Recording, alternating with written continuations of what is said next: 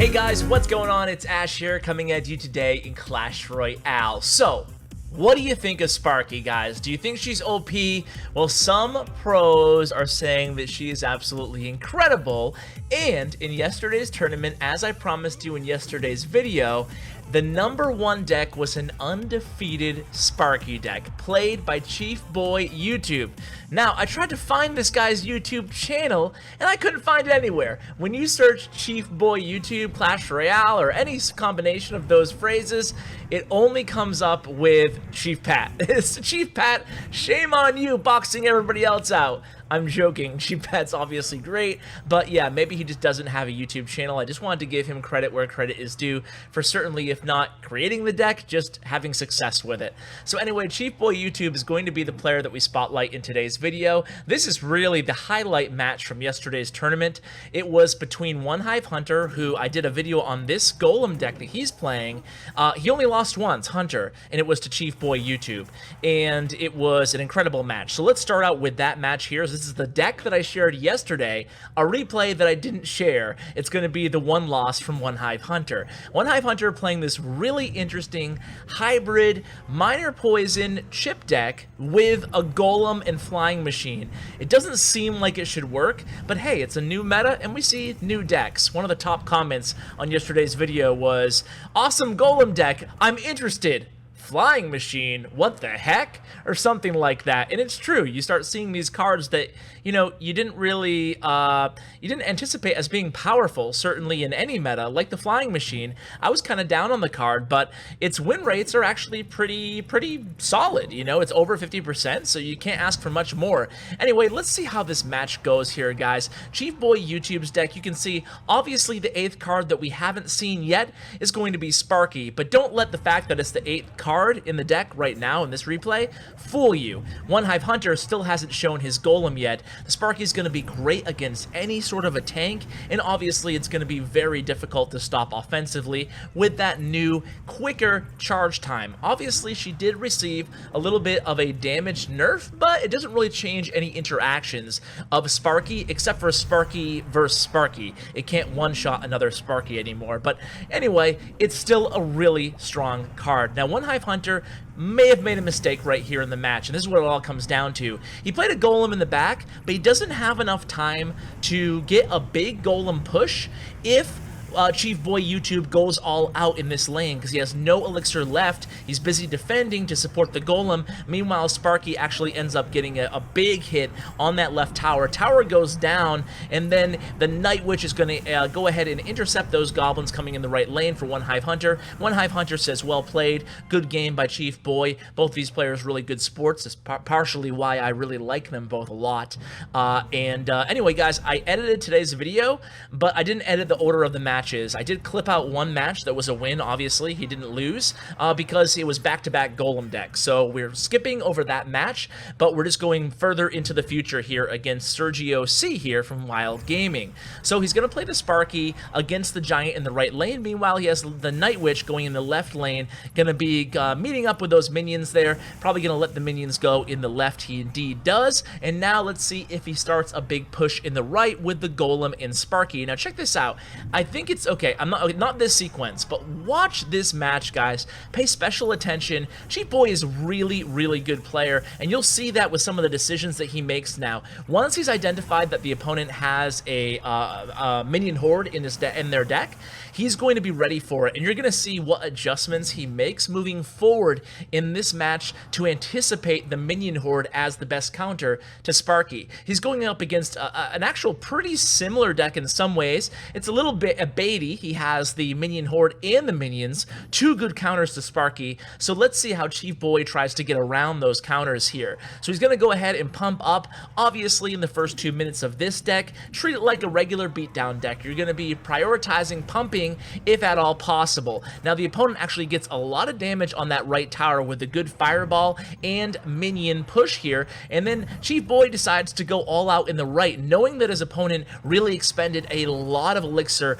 on on that really aggressive attack onto his elixir pump there, and guess what? It pays off. He ends up getting this right tower down here. Maybe it's not this replay that I talk about, that amazing anticipation play. I think actually it's the last match that we're going to show today, so I apologize for that. I stand corrected. So let's go ahead and see how he plays now that he has the lead, but it's not a huge lead. He pumps up with a minute left, so that was a good play. Usually pros will say that if you have the lead going into overtime and you're running a pump deck, you can go ahead and pump. If you're at a deficit going into overtime, or excuse me, double elixir time, and you have a pump deck, you shouldn't pump. That's the general rule of thumb. Of course, every deck is still different at the end of the day, and every situation is different as well. So it looks like he's probably going to get something going in the left lane here. Indeed, he does. So he has that giant in front of that Night Witch, just hugging each other down the left lane. Meanwhile, he cycles all the way back to Sparky. This is going to be a devastating push,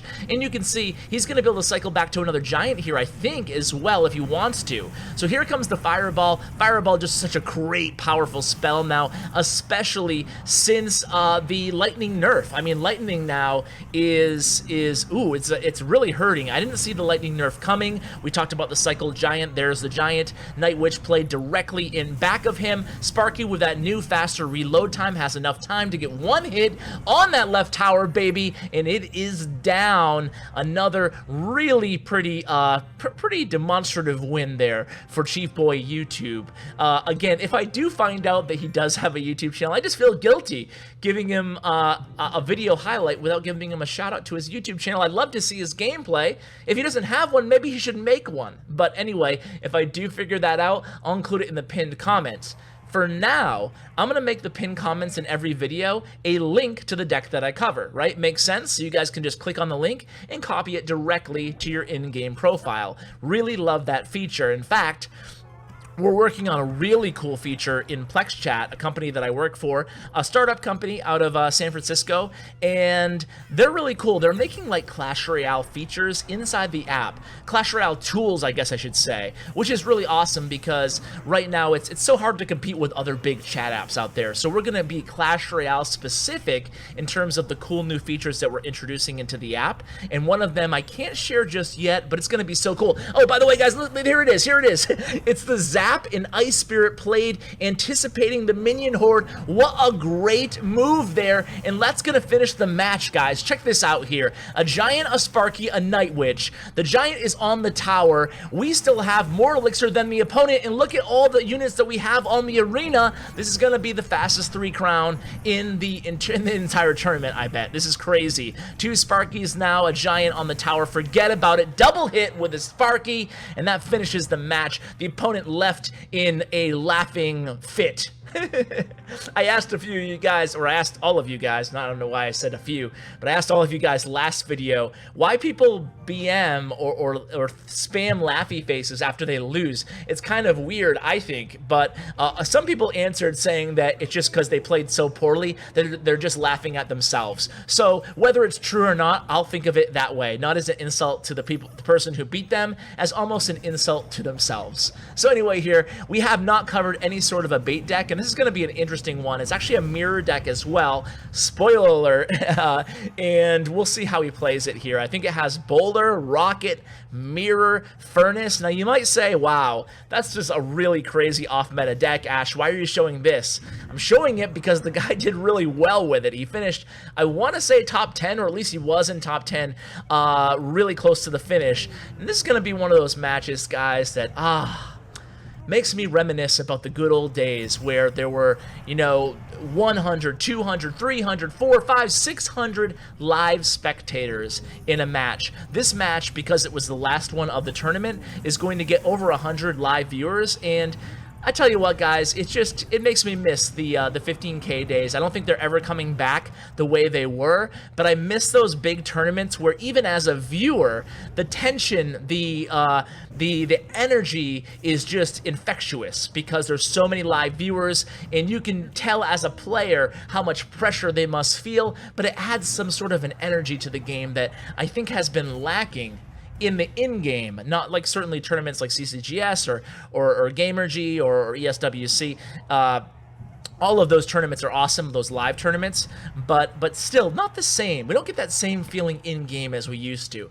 Anyway, that's neither here nor there. You can see trading some tower damage early here. Of course, we are in the lead going into double elixir time. Let's see how Chief Boy handles this going into the double elixir time. We have a pump, by the way, on the arena, so we definitely have a huge advantage so far. So we're going to go ahead and play a giant behind left tower, which is the tower the opponent is targeting. We played the Mega Minion up a little bit ahead, one to intercept the bowler there, and two because we know the opponent has the rocket. And there goes the rocket used against Sparky solo, and then he decides to throw a Goblin Barrel at the left tower. Of course, we have Zap to stop the Goblin Barrel, but that left tower is getting very dangerously close to rocket range. Of course, using Fireball against that Minion Horde, using Fireball against Minion Horde is something that we saw Chief Boy do a lot during all of these matches, so it's something he's definitely not scared to do. He decides to pump right now. A really smart decision. He knows he can cycle back to another Fireball to take down that left tower in the amount of allotted time left. We do have those two quick cycle cards, the Zap and the Ice Spirit, if we need to in this deck, and there it is, the Fireball, left tower down. Interesting that he didn't aim that Fireball at the Furnace as well. Maybe that was a mistake, a rare mistake from Chief Boy YouTube. So here comes the Goblin Barrel, aimed on the tower, not the pump there, and he is going to get a decent amount of damage because his King Tower was targeting those minions coming from that Minion Horde. So we have two pumps. He decides to pump again. This is something we'll notice again and again and again from Chief Boy YouTube, is that he's not afraid to pump late into a match, really using the full 3 minutes of overtime if he has to. He's not scared to take a game late if he wants to or if he has to, and this is going to really come back to help him here in this match. So here comes a Sparky, a Night Witch, and a mirrored Goblin Barrel coming down the right lane. That's pretty much going to do it for the opponent here. He does have Rocket and Cycle, so I anticipate a Rocket being used here on defense, but look at this. Another giant, another Mega Minion. That's the advantage of those two elixir pumps coming into play right here. There's nothing the opponent can do, and that right tower is going to be rip down, baby. So you can see he picked up first place in the tournament. Undefeated Sparky deck. There you go, guys. Good luck with it. It seems like a really cool deck. Honestly, I haven't had a chance to try it myself, but I'm really looking forward to doing so. By the way, guys, if you didn't see OneHive Hunter's deck, he came again in third place in the tournament. That's the video that I did yesterday. I'll link it in the description if you want to check that one out as well, guys. Huge shout out to my YouTube partner, Bren Chong. Huge shout out to all of you guys for watching and supporting. It means the world to me, guys. Thank you so much, and as always, take care, guys.